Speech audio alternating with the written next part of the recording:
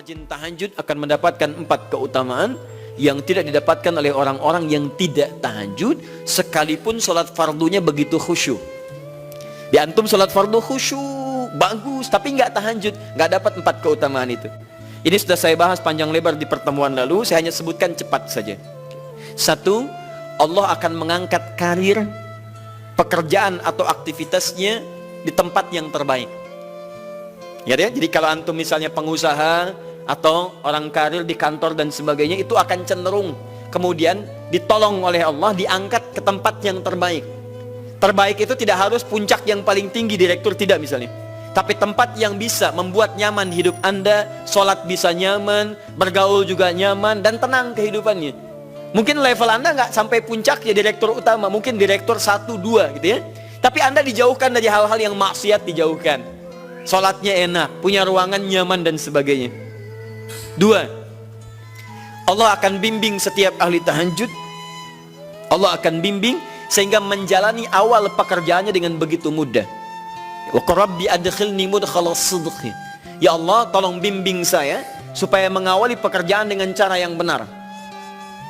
3, awas hati-hati. Anda memang posisi tinggi, sekarang dapat proyek. Apakah setiap yang dapat proyek menjalani pekerjaannya dengan benar?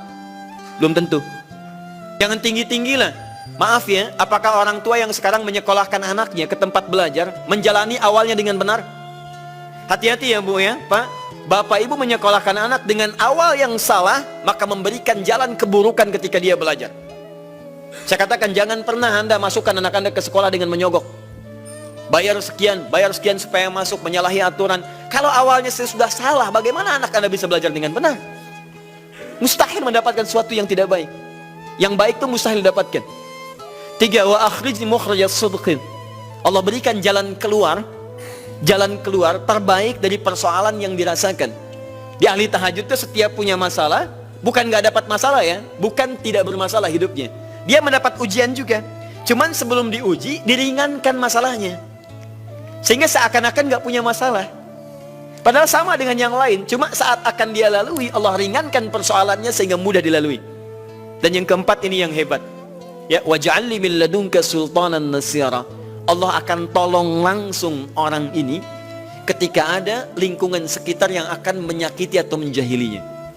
Kalau diisengi orang, diganggu orang, dan sebagainya, ini orang-orang seperti ini langsung mendapatkan perlindungan dari Allah Subhanahu wa Ta'ala. Ada satu kali, ini kisah nyata, seorang saleh, ahli tahajud, sampai saking ahli tahajudnya tidak ingin meninggalkan kebiasaan ini. Ini sangat nyata kisahnya dan tidak mengarang. Satu kali Pak, kemudian malam-malam dia perjalanan dengan rombongan. Begitu perjalanan, orang-orang tidur, sampai dia mengendap-endap, kebiasaannya tidak ingin diketahui oleh orang lain. Satu malam kemudian, dia bangun setelah orang lain tidur, masuk dia sedikit ke area sedikit ada dalam hutan. Begitu sedang menunaikan sholat, dia duga kemudian tidak ada orang lain yang melihatnya. Ternyata ada satu orang atau beberapa yang kemudian tergerak, mendengar suara dan menyaksikan kebiasaan dia. Anda tahu apa yang terjadi? Dan inilah yang disampaikan oleh orang-orang yang melihat itu. Begitu sedang sholat, teman-teman sekalian, tiba-tiba baru bertakbir malamnya, lompatlah dikisahkan seekor harimau di depannya, dalam keadaan yang sudah lapar. Saya mau tanya pada Bapak Ibu, begitu sholat misalnya Allahu Akbar, tiba-tiba samping ada harimau, wow, apa yang dilakukan? Kabur. Udah gak panjang pikirnya, kabur ya kan? Tayyib. Sekarang lihat apa yang beliau sampaikan. Begitu datang harimau itu, perhatikan ahli tahajud ini, dia ingat dengan janji Allah. Dia ingat dengan janji Allah. Perhatikan baik-baik ya. Kalau Anda sudah punya kebiasaan Qur'ani dalam jiwa Anda, maka ayat itu akan hadir membimbing Anda dalam setiap kesulitan Anda. Apapun itu.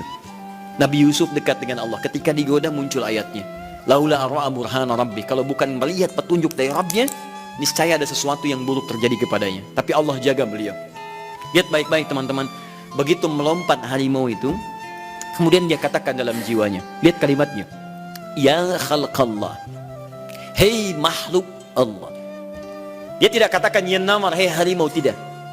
Kalau disebutkan harimaunya menunjuk pada zatnya, tapi dia lekatkan makhluk ini kepada penciptanya, hei makhluk Allah. Ya khalqallah, hei makhluk Allah. Jika saya memang rizki yang telah Allah tetapkan untukmu pada saat ini, maka saya ridho untuk engkau makan, silakan, tidak ada masalah. Kalau Allah tetapkan saya sebagai rizki untukmu pada saat ini, silahkan.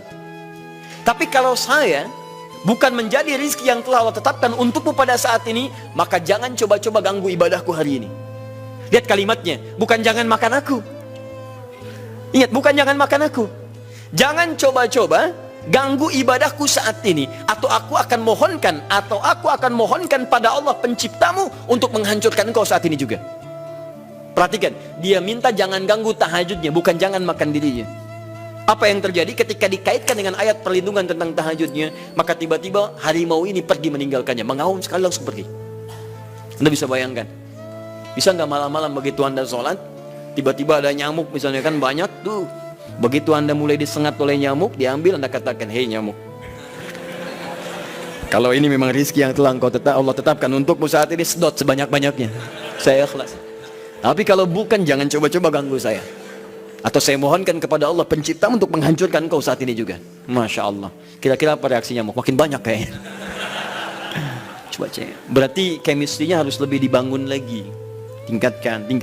Itu waj'alni min ladunka sultanan nasira.